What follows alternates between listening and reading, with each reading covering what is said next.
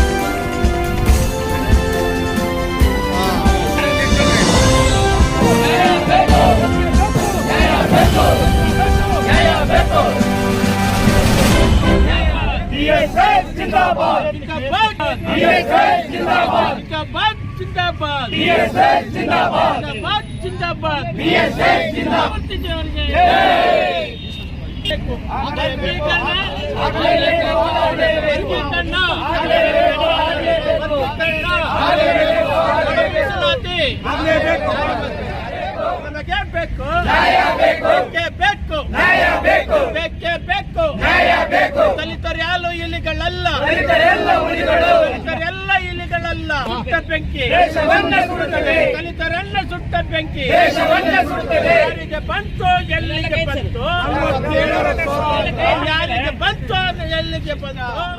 ಜಾತಿಗಳಲ್ಲಿ ಮೀಸಲಾತಿ ವರ್ಗೀಕರಣ ಆಗಬೇಕು ಅಂತ ಹೇಳಿ ಕಳೆದ 30 ವರ್ಷಗಳಿಂದ ಹೋರಾಟವನ್ನು ನಿರಂತರವಾಗಿ ಮಾಡ್ತಾ ಇದ್ದೀವಿ. ಸುಪ್ರೀಂ ಕೋರ್ಟು ತೀರ್ಪನ್ನು ಕೊಟ್ಟು 40 ದಿನಗಳು ಕಳೆದಿದೆ. ಸುಪ್ರೀಂ ಕೋರ್ಟ್ ತೀರ್ಪಿನಲ್ಲಿ ರಾಜ್ಯ ಸರ್ಕಾರಗಳಿಗೆ ಪರಿಶಿಷ್ಟರ ಮೀಸಲಾತಿ ವರ್ಗೀಕರಣ ಮಾಡಲಿಕ್ಕೆ ಸಂವಿಧಾನದ ಬದ್ಧ ಹಕ್ಕಿದೆ ಅಂತೇಳಿ ಸುಪ್ರೀಂ ಕೋರ್ಟ್ 7 ಜನ ನ್ಯಾಯಾಧೀಶರ ಸಂವಿಧಾನ ಪೀಠ ತೀರ್ಪನ್ನು ಕೊಟ್ಟಿದೆ.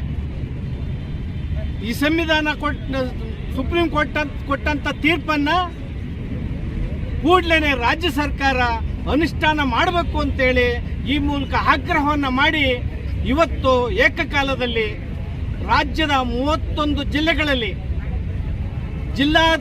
ಜಿಲ್ಲಾಧಿಕಾರಿಗಳ ಕಚೇರಿಗೆ ಬೃಹತ್ ಪ್ರತಿಭಟನಾ ಪ್ರದರ್ಶನವನ್ನು ಮಾಡೋದ್ರ ಮೂಲಕ ರಾಜ್ಯ ಸರ್ಕಾರಕ್ಕೆ ಜಿಲ್ಲಾಧಿಕಾರಿಗಳ ಮೂಲಕ ಮನವಿಯನ್ನು ಸಲ್ಲಿಸಿದ್ದೇವೆ. ಇವತ್ತು ಇಲ್ಲಿ ಫ್ರೀಡಂ ಪಾರ್ಕ್ನಿಂದ ಸನ್ಮಾನ್ಯ ಶ್ರೀ ಸಿದ್ದರಾಮಯ್ಯನವರ ನಿವಾಸಕ್ಕೆ ಬೃಹತ್ ರ್ಯಾಲಿಯನ್ನು ಕೊಂಡೊಯ್ಯೋದ್ರ ಮೂಲಕ ಮೀಸಲಾತಿ ವರ್ಗೀಕರಣ ಮಾಡೋದಕ್ಕೆ ನೀವು ಕೂಡಲೇ ಸಚಿವ ಸಂಪುಟದ ಸಭೆಯನ್ನು ಕರೆದು ತೀರ್ಮಾನವನ್ನು ಪ್ರಕಟಿಸಬೇಕು ಅಂತೇಳಿ ಒತ್ತಾಯವನ್ನು ಈ ಮೂಲಕ ಮಾಡ್ತಾ ಇದ್ದೀವಿ. ವಿಳಂಬ ಮಾಡಿದರೆ ರಾಜ್ಯದಾದ್ಯಂತ ಇವತ್ತಿನಿಂದಲೇ ಜನಾಂದೋಲನ ಹೋರಾಟವನ್ನು ಕೈಗೊಳ್ತಾ ಇದ್ದೇವೆ. ಹಳ್ಳಿಗಳಲ್ಲಿ, ತಾಲೂಕುಗಳಲ್ಲಿ, ಜಿಲ್ಲೆಗಳಲ್ಲಿ ಹೋರಾಟವನ್ನು ಮಾಡ್ತೇವೆ.